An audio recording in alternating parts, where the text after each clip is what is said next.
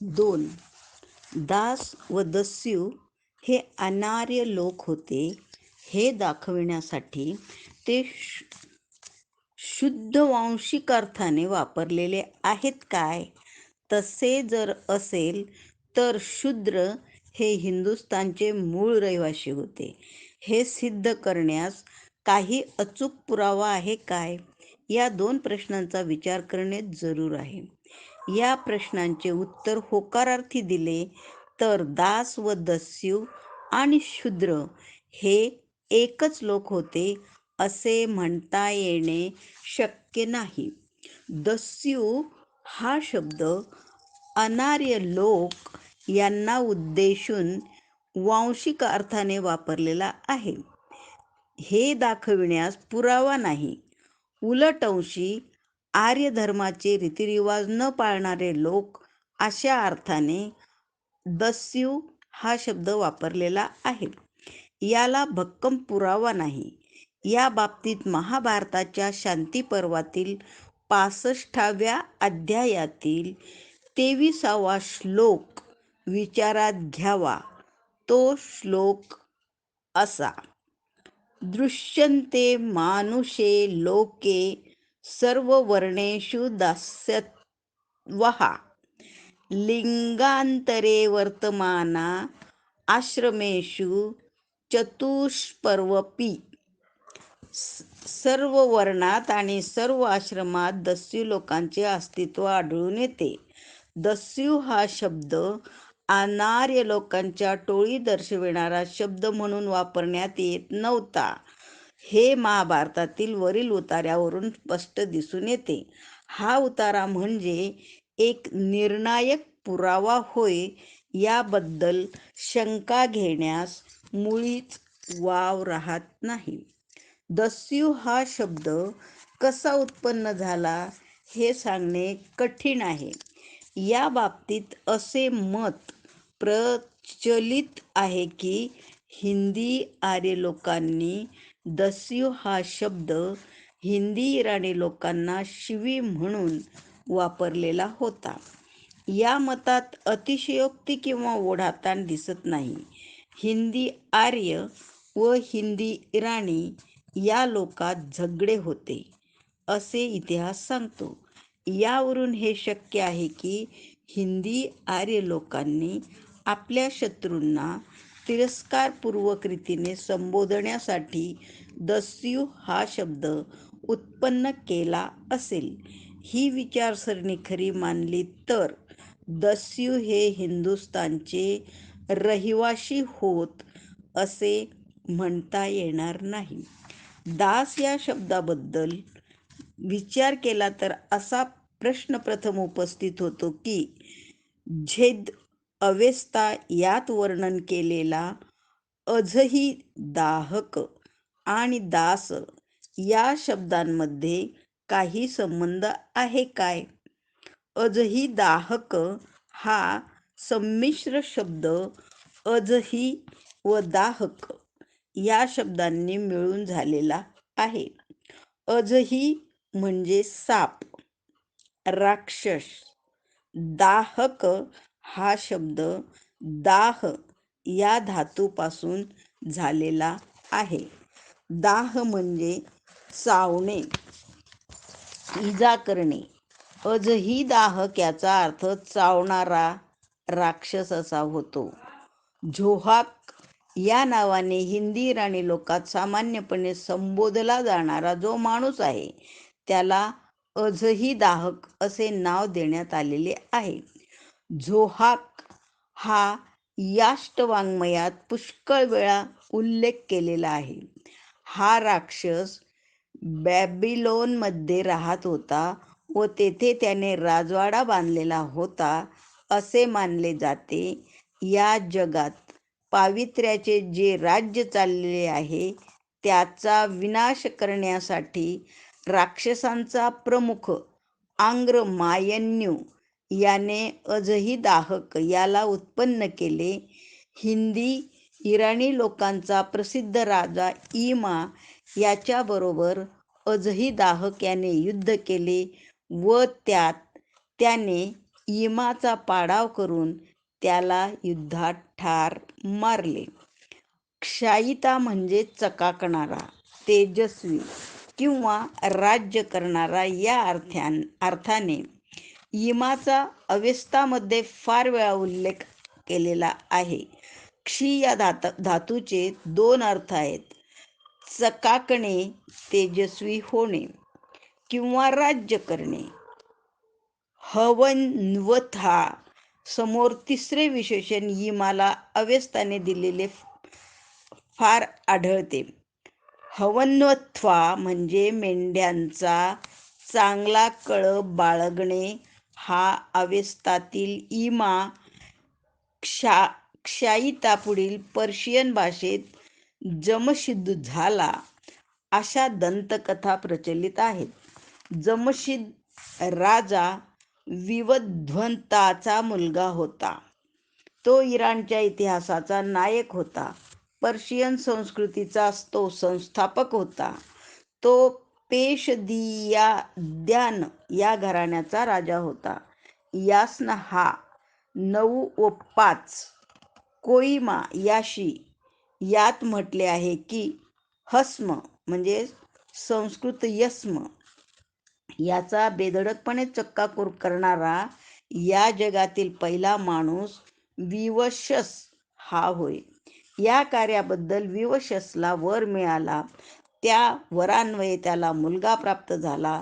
तो मुलगा म्हणजे तेजस्वी व मेंढ्यांचा चांगला कळप बाळगणारा, मानवात श्रेष्ठ, पराक्रमी व सूर्यासारखा प्रकाशमान असलेला, ज्याने आपल्या कारकिर्दीत सरदार व जनावरे यांना अमर केले व पाण्याचे प्रवाह बारमास अखंडपणे वाहत ठेवले व वृक्षांना अमर केले, तो राजा इमा याच्याजवळ शाश्वत आध्यात्मिक तेज होते. कीर्तिवंत इमाच्या कारकिर्दीत कडक थंडी किंवा कडक उन्हाळा, वृद्धत्व, मृत्यू आणि तिरस्कार ही कधीच अस्तित्वात आली नाहीत. झेद अवेस्तातील दाहक या ऋग्वेदातील दास हे एकच होते की काय? त्यांच्या नावात जे साम्य आहे त्याला महत्त्व द्यावयाचे म्हटले तर ते शब्द म्हणजे एकाच माणसाची 2 नावे होत हे उघड होते. संस्कृतमधील दास हा शब्द अवेस्तातील दाह हा शब्द होऊ शकतो. याचे कारण असे की संस्कृतातील स याचे रूपांतर ह असे सहजपणे होऊ शकेल. या एका पुराव्यावरून आपण असा निष्कर्ष काढला की ऋग्वेदातील दास व झेद अवेस्तातील दाहक हे शब्द हे एकच लोक होत. तर तो निष्कर्ष केवळ त्या एका पुराव्याच्या आधारामुळे एक प्रकारची कपोलकल्पित कल्पना ठरेल. या पुराव्याशिवाय या बाबतीत दुसरा पुरावा आहे. हा पुरावा इतका सबळ व भरभक्कम आहे की यावरून दास व दाहक हे लोक एकच होते असा निष्कर्ष काढावयास मागे पुढे पाहण्याची मुळीच जरूर वाटत नाही. यास्न हा 9 मध्ये अजही दाहक याचे असे वर्णन केलेले आहे की त्याला 3 डोकी व 6 डोळे होते. अजही दाहक याचे अवेस्तातील वर्णन ऋग्वेदातील दास याच्या वर्णनाशी तंतोतंत जुळते. या दोघांचे शारीरिक वर्णन इतके सारखे असावे हे आश्चर्यकारक आहे. दास व दाहक हे एकच लोक होते असा सिद्धांत महाराष्ट्र ज्ञानकोश भाग 3 पान 53 वर सप्रमाण मांडलेला आहे. ही माहिती मला फार उपयोगी पडली. याबद्दल मी त्या ग्रंथाचा ऋणी आहे. ऋग्वेदातील दास व अवेस्तातील दाहक हे एकच लोक होत ही विचारसरणी जर ग्राह्य धरली तर हे उघड आहे की दास हे हिंदुस्थानातील मूळचे रहिवासी नव्हेत. शूद्र वन्य अवस्थेत राहणारे हिंस्र लोक होते काय? दास व दस्यू हे वन्य अवस्थेत राहणारे हिंस्र लोक नव्हेत. ते आर्यान इतके सुसंस्कृत लोक होते. एवढेच नव्हे तर आर्यांपेक्षाही ते प्रबळ व पराक्रमी होते. या मुद्द्याला ऋग्वेदातून पुरावा मिळतो. त्या मुद्द्याला सुरेख गोषवारा श्री अय्यंगार यांनी खालीलप्रमाणे दिलेला आहे. दस्यू शहरात राहत असत. ऋग्वेद 1:53-8, 1:103-3. ते निरनिराळ्या राजांचे प्रजाजन होते. त्या राजांपैकी बऱ्याच राजांची नावे सांगण्यात आलेली आहेत. दस्यूंजवळ साठवून ठेवलेली संपत्ती असे. ऋग्वेदात 7:46-6 साठवून ठेवलेली संपत्ती म्हणजे गायी, घोडे आणि रथ. ऋग्वेद 2:15-4. ही संपत्ती जरी 100 वेशी असलेल्या शहरात ठेवली होती, ऋग्वेद 10:99-3, तरी इंद्राने ती लुटली व त्याचे भक्त जे आर्य त्यांना ती त्याने दिली. ऋग्वेद 1:33-4. दस्यू श्रीमंत होते. ऋग्वेद 1:33-4. आणि सपाट जमिनीमध्ये आणि दऱ्याखोऱ्यात त्यांनी आपली मालमत्ता तयार करून ठेवली होती. ऋग्वेद 10:69-6. त्यांच्या अंगावर सोन्याचे व जवाहिरांचे दागिने असत. ऋग्वेद 1:33-8. पुष्कळ किल्ले होते. ऋग्वेद 1:33-13, 7:17-14. दस्यू राक्षस आणि आर्यदेव हे अंगावर सोन्याचे व चांदीचे दागिने घालून राहत असत. ते लोखंडी किल्ल्यात राहत असत. SSS 6:23. अथर्ववेद 5:28-9. ऋग्वेद 2:20-8. दिवा दस हा इंद्राचा भक्त होता. त्याचा ऋचात वारंवार उल्लेख केलेला आहे. इंद्राने त्याच्यासाठी दस्यूंचे 100 दगडी किल्ले जिंकून घेतले. ऋग्वेद 4:30-20. आर्य अग्नीची पूजा करीत असत. दस्यू अग्नीची पूजा करीत असत.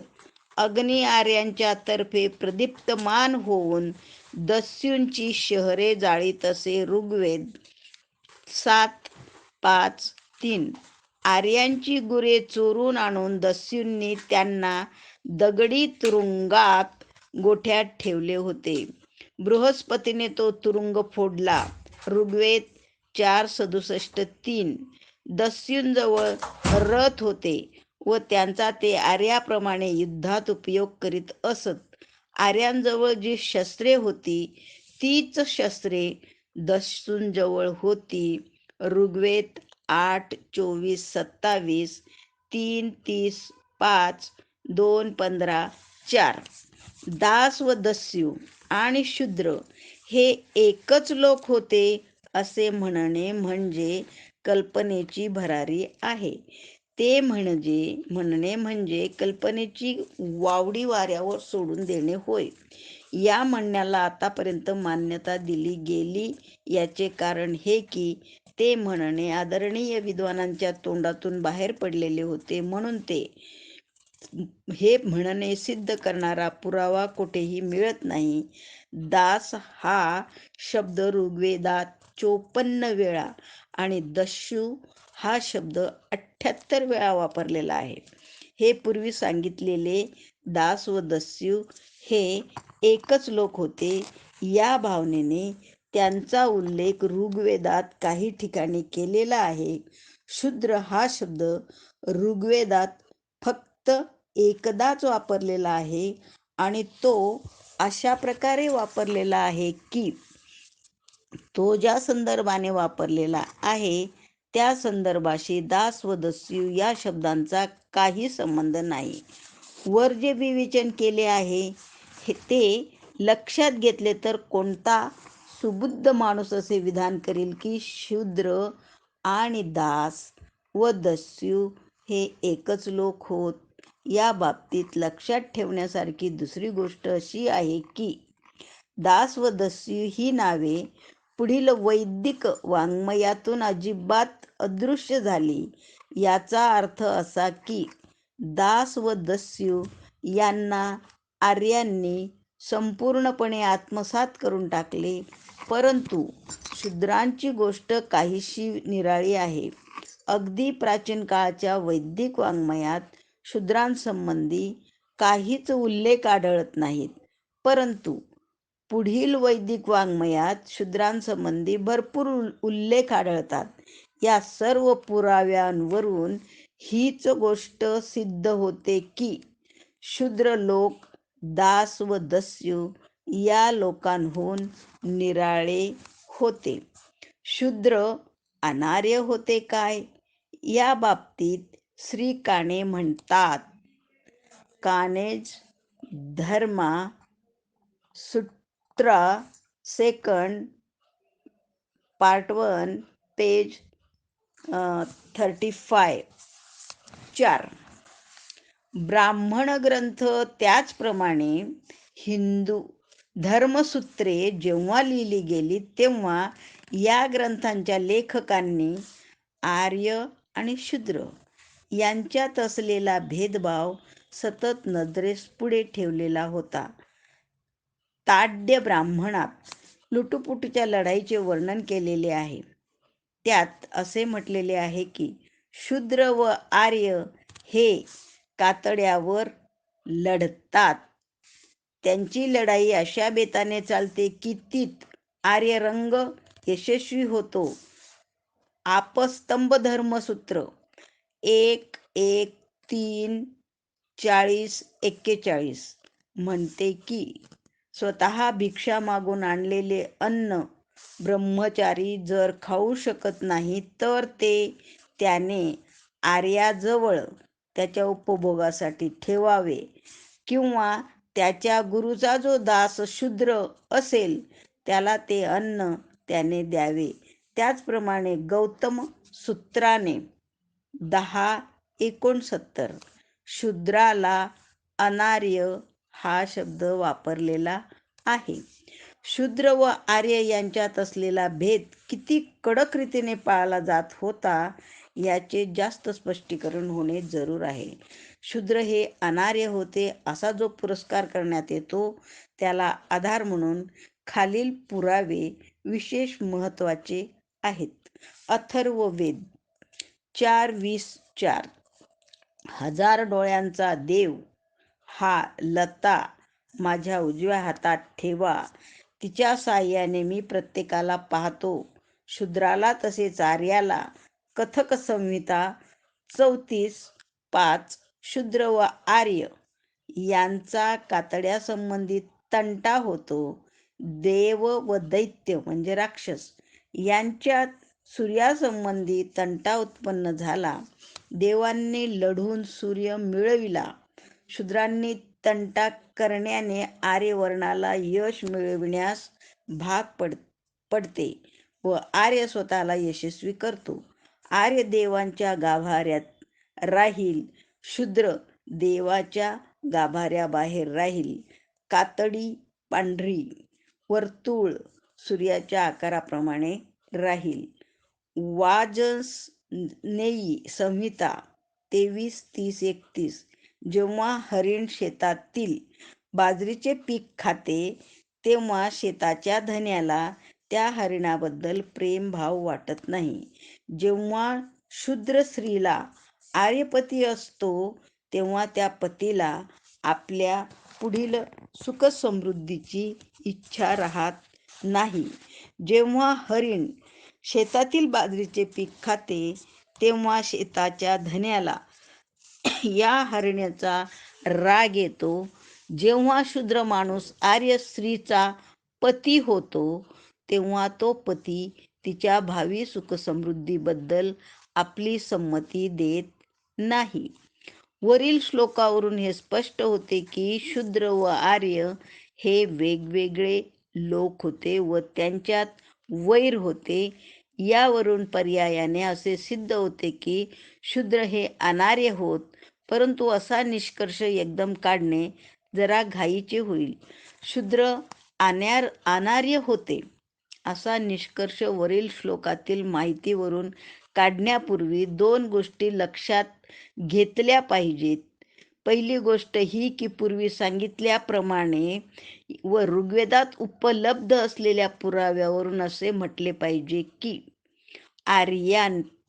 आर्यात 2 प्रकार आहेत, वैदिक आर्य व निर्वैदिक आर्य. ही गोष्ट लक्षात घेतली तर असे मान्य करावे लागेल की एका प्रकारचे आर्य दुसऱ्या प्रकारच्या आर्यांबद्दल दुजाभावाने आणि वैरभावाने बोलत असतील. हा मुद्दा लक्षात घेतला तर पुढची पायरी अशी होते की शूद्र व आर्य यांच्यात जो वैरभाव वर्णन केलेला आहे त्यावरून शूद्र हे अनार्य होते असा निष्कर्ष काढता येत नाही. शूद्र हे दुसऱ्या प्रकारचे आर्य होते असे म्हणता येईल. शूद्र हे अनार्य नव्हते तर हे आर्य होते, परंतु त्यांची टोळी किंवा त्यांची जमात किंवा त्यांचा पंथही निराळा होता असा निष्कर्ष काढणे शक्य आहे. या निष्कर्षाला पोषक अशी माहिती हिंदू धर्माच्या पवित्र वाङ्मयात मिळते. ती माहिती खालीलप्रमाणे आहे. 1. अथर्ववेद 19:32-8. हे दर्भा म्हणजे गवता, मी ब्राह्मणांना, राजन्यांना म्हणजे क्षत्रियांना, शूद्रांना, आर्यांना जे जे आम्हाला आवडतात आणि जे जे पाहू शकतात त्या सर्वांना मी प्रिय होईन असे कर.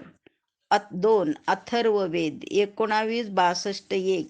मी देवांमध्ये आवडता होईन असे कर, मी राजांमध्ये आवडता होईन असे कर. जो पाहतो मग तो शूद्र असो वा आर्य असो, या प्रत्येकाला मी आवडेन असे कर. 3. वाजस्नेयी संहिता 18:48. हे अग्नी, आम्हाला ब्राह्मणांमध्ये तेज दे, आम्हाला राजांमध्ये तेज दे, आम्हाला वैश्यांमध्ये व शूद्रांमध्ये तेज दे, मला तेजात तेज मिळवून दे, ते तेज दे. 4. वाजस्नेयी संहिता 20:17. आम्ही गावात, वनात, लोकसभेत जाणून बुजून शूद्रांविरुद्ध किंवा आर्यांविरुद्ध कोणतेही पाप केले असेल, आमच्यापैकी एकाने यज्ञ करणारा यजमान व त्याची पत्नी यापैकी अतिथीच्या पाहुणचारात काही न्यून पाडून एखादे पाप केले असेल तर त्या पापांचा तू विध्वंसक आहेस. 5. वाजस्नेयी संहिता 28:48. लोक, ब्राह्मण, राजन्य, शूद्र, आर्य आणि माझा स्वतःचा शत्रू यांना उद्देशून मी मंगलमय शब्द बोलत आहे. तरी मी देवांना आणि या जगात दक्षिणा वाटणाऱ्याला प्रिय होवो, माझी ही इच्छा पुरविली जावो, तो माझा शत्रू माझा अंकित आहे. वरील उतार्यातील विधाने काय दर्शवितात? पहिल्या उतार्यातील विधान असे स्पष्ट दर्शविते की ब्राह्मण आर्य यांच्यात भेद होता. ब्राह्मण अनार्य होते असे म्हणता येईल काय? दुसऱ्या उतार्यातील विधाने असे दाखवितात की शूद्रांचे प्रेम व सदिच्छा प्राप्त करून घेण्यासाठी लोक देवाची प्रार्थना करीत असत. शूद्र जर वन्यावस्थेत राहणारा हिंस्र माणूस असता तर मग लोक त्याचे प्रेम व सदिच्छा संपादन करण्यासाठी परमेश्वराची प्रार्थना करीत असत असे म्हणणे तरी तर्काला पटणारे दिसते काय? वरील उतार्यातील विधाने खरी मानली तर असे म्हणता येते की या विधानांवरून शूद्र अनार्य होते असे सिद्ध होत नाही. सर्व धर्मसूत्रात शूद्रांना अनार्य म्हटलेले आहे. वाजस्नेयी संहितेत शूद्र स्त्रीला अत्यंत तिरस्कारपूर्वक रीतीने वागविले आहे. तथापि त्यावरून शूद्रांच्या परिस्थितीबद्दल फारसा बोध होत नाही. शूद्रांना तुच्छ लेखणारे जे पुरावे धर्मसूत्रात आढळतात त्यावरून शूद्र हे अनार्य होते असे सिद्ध करता येत नाही. याची 2 कारणे आहेत. पहिले कारण असे की सर्व धर्मसूत्रे आणि इतर धार्मिक ग्रंथ हे शूद्रांच्या शत्रूंनी लिहिले. ही गोष्ट यापुढे समप्रमाण दाखवण्यात येईल. म्हणून या ग्रंथातील शूद्रांविरुद्ध असलेले मुद्दे त्यांना पुरावे म्हणून किंमत देता येत नाही. या ग्रंथातील शूद्रांविरुद्ध असलेले मुद्दे हे खरोखर वस्तुस्थितीदर्शक म्हणून ग्रंथकाराने मांडलेले होते की खोट्या नाट्या गोष्टींचा मिलाप करून ते मुद्दे त्यांनी मुद्दाम रचलेले होते, हे समजणे फार कठीण आहे.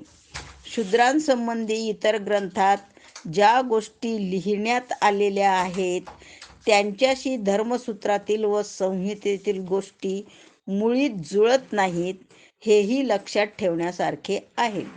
धर्मसूत्रे म्हणतात की शूद्रांना उपनयन विधीचा आणि पवित्र जानवे घालण्याचा अधिकार नाही, परंतु संस्कार गणपती या ग्रंथात असा स्पष्ट उल्लेख आहे की शूद्रांना उपनयन विधीचा अधिकार आहे.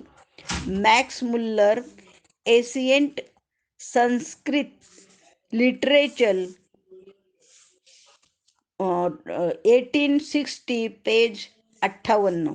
धर्मसूत्रे म्हणतात की शूद्रांना वेदाध्ययन करण्याचा अधिकार नाही, परंतु छांदोग्य उपनिषदात 4.1.2 जनश्रुती या शूद्राची जी कथा सांगितलेली आहे तिच्यावरून असे दिसते की शूद्रांना वेदाध्ययनाचा अधिकार होता.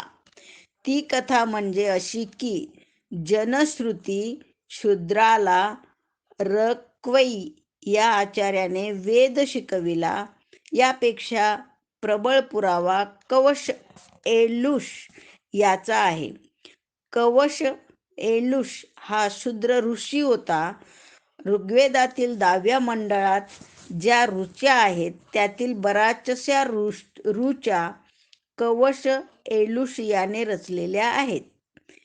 Max Muller, ancient Sanskrit literature 1860 page 58. धर्मसूत्रे म्हणतात की शूद्रांना वैदिक विधी व यज्ञ करता येत नाहीत. पूर्वमीमांसाचा करता जैमिनी याने फार प्राचीन काळच्या एका गुरूचा उल्लेख केलेला आहे. तो गुरु म्हणजे बदरी. बदरीचे ग्रंथ काळाच्या उदरात गडप झालेत.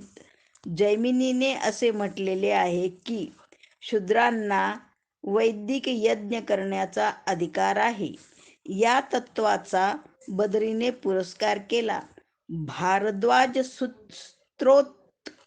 सूत्र 5.28 म्हणते की वैदिक यज्ञ करण्याला अवश्य असे जे 3 पवित्र अग्नी लागतात ते तिन्ही अग्नी पेटविण्याचा अधिकार शूद्रांना आहे, असे मान्य करणारा एक पंडिताचा पंथ आहे. त्याचप्रमाणे कात्यायन सूत्र 1.4.16 यांच्या टीकाकाराने असे कबूल केलेले आहे की शूद्रांना वैदिक विधी करण्याचे अधिकार आहेत. असा निष्कर्ष ज्यांच्यावरून काढता येईल असे कित्येक भाग वेदात आहेत. धर्मसूत्रे म्हणतात की शूद्रांना पवित्र सोमरस पिण्याचा अधिकार नाही, परंतु शूद्रांना परमेश्वरी पेय पिण्याचा अधिकार आहे. हे सिद्ध करण्याला अश्विनांच्या कथेत नक्की पुरावा सापडतो. ती कथा अशी: एकदा असे झाले की सुकन्या ही आंघोळ करून विवस्त्र स्थितीत उभी असताना अश्विनांनी तिला पाहिले. च्यवन ऋषीची ती तरुण पत्नी होती. लग्नाच्या वेळी च्यवन इतका जख्खड म्हातारा होता की तो आज मरतो की उद्या. सुकन्येचे सौंदर्य व तारुण्य पाहून अश्विन तिच्यावर मोहित झाले.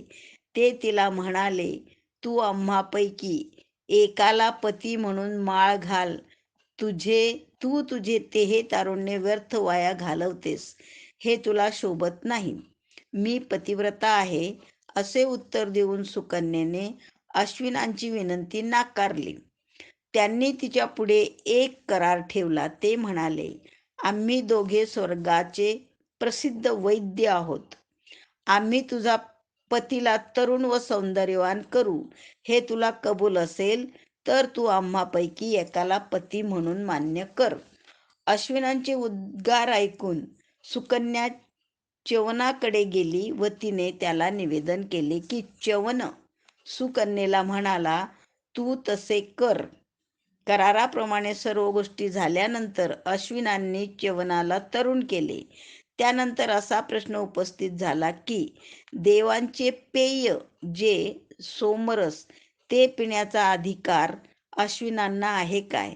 अश्विन हे शूद्र आहेत, म्हणून त्यांना सोमरस पिण्याचा अधिकार नाही, असा इंद्राने युक्तिवाद केला.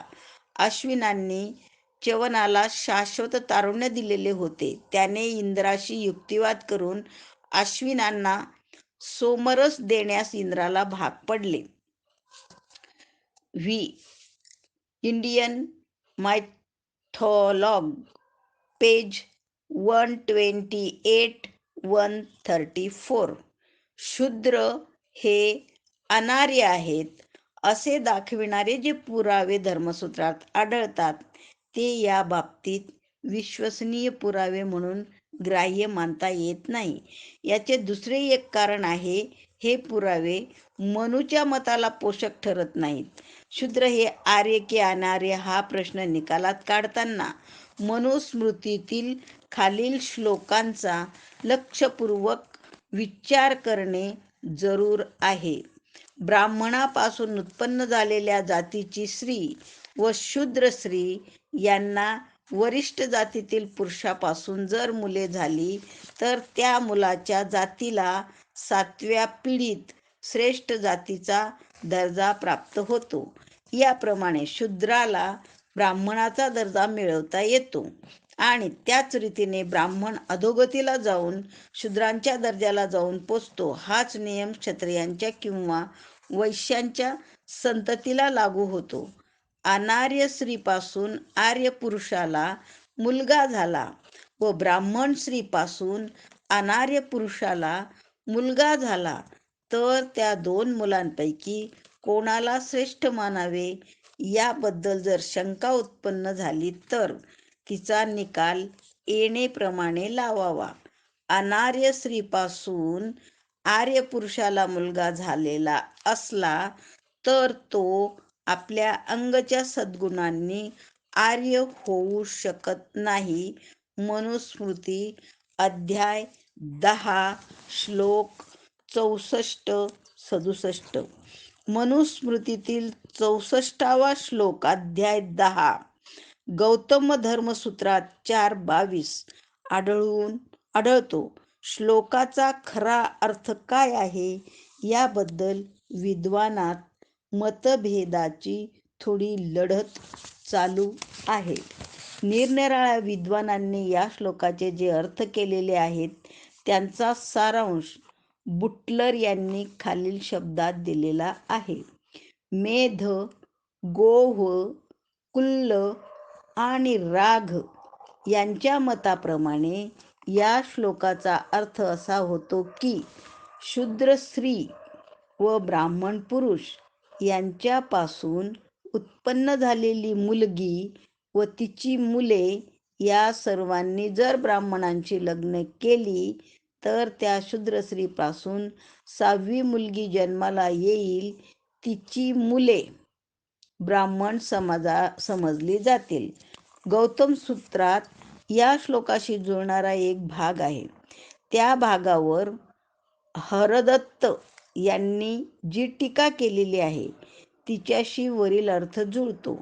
तथापि नारद सूत्र आणि नंदन सूत्र ही या श्लोकाचा निराळाच अर्थ लावतात. त्यांचे मत असे आहे की ब्राह्मण पुरुष व शूद्र स्त्रीपासून उत्पन्न मुलगा किंवा मुलगी परासव म्हणून समजले जातात. अशा प्रकारच्या परासव मुलाने नीतिमत्ता श्रेष्ठ असलेल्या, इतर सद्गुणांनी युक्त असलेल्या परासव मुलीशी जर लग्न केले तर त्यांच्या वंशजांनीही तशाच तऱ्हेची लग्ने केली तर 6व्या पिढीत जन्मलेले मूल ब्राह्मण म्हणून बौद्धायन सूत्रातील 1, 16, 13, 14 हा श्लोक नंदन सूत्रात उद्धृत केलेला आहे. या श्लोकाचा अर्थ येणेप्रमाणे: निषाद पुरुषाला निषाद स्त्रीपासून जी संतती होते ती आपल्या आईबापाचे शूद्रत्व 5व्या पिढीच्या आत नाहीशी करते.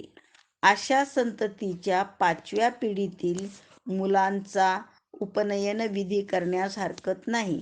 अशा संततीच्या 6व्या पिढीतील वंशजाचे यज्ञकर्म करण्यास हरकत नाही.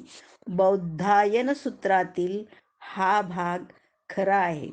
याबद्दल मद्रास येथे जी या सूत्राची हस्तगत प्रत उपलब्ध झालेली आहे, हस्तप्रत, त्यावरून असे दिसून येते, या भागावरून हे स्पष्ट होते की ब्राह्मण पुरुष व शूद्र स्त्री यांच्यापासून जे मुलगे उत्पन्न होत त्यांना आर्यत्व मिळवण्याचा अधिकार होता.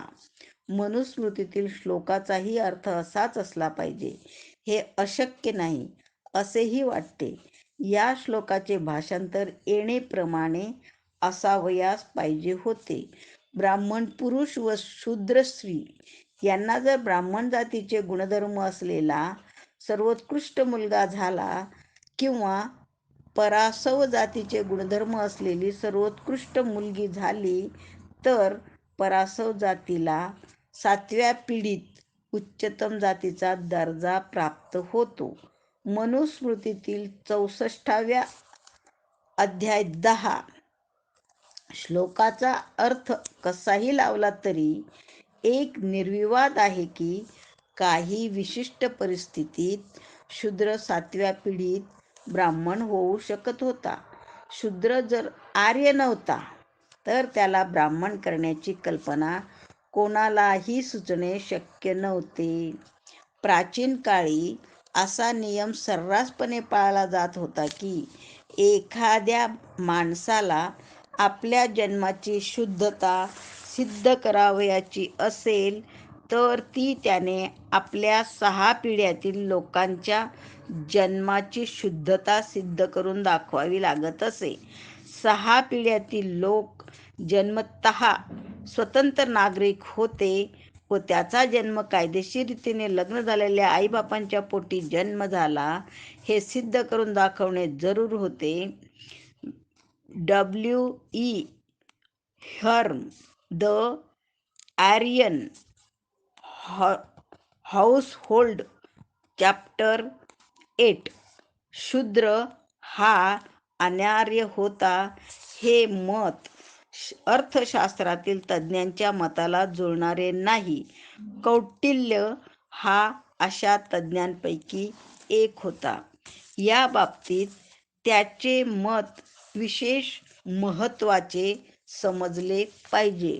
गुलामगिरीचा कायदा तयार करताना तो म्हणतो, बुक 3 चॅप्टर 13, जन्मतः गुलाम नाही, वयात आलेला नाही, पण जन्माने आर्य आहे. अशा शूद्राची त्याच्या नातलगांनी विक्री केली किंवा त्याला आयुष्यभर गहाण ठेवले तर त्या नातलगांना 12 पणांचा दंड करावा. एखाद्या गुलामाला पैसे द्यावयाचे असून ते फसवून बुडविले किंवा आर्य म्हणून त्या गुलामाला जे हक्क उपभोगता येतात ते हक्क त्याला भोगू दिले नाहीत तर अशी कृत्ये करणाऱ्याला दंडाची शिक्षा करावी. आर्यांचे जीवित गुलामगिरीत अडकविण्याबद्दल जो दंड ठेवलेला आहे त्याच्या निम्म्या दंड वरील गुन्ह्यास करावा. ओलीस धरल्याची रक्कम भरलेली असताही गुलामाला गुलामगिरीतून मुक्त केले नाही तर त्याबद्दलही 12 पणांचा दंड द्यावा लागेल. त्याने स्वतःला गुलाम म्हणून विकून घेतले असेल तर त्याची संतती आर्य म्हणून समजली जाईल. धन्याच्या कामाला काही बाद न येऊ देता गुलामाने जी मिळकत मिळवली असेल तिच्यावर त्याचा पूर्ण हक्क राहील. त्याला बापापासून जो वारसा हक्क मिळालेला असेल त्यावरही त्याचा संपूर्ण ताबा राहील. वरील उतार्यावरून हे स्पष्ट होते की कौटिल्य स्पष्ट व खणखणीत शब्दात शूद्रांना आर्य संबोधित होता.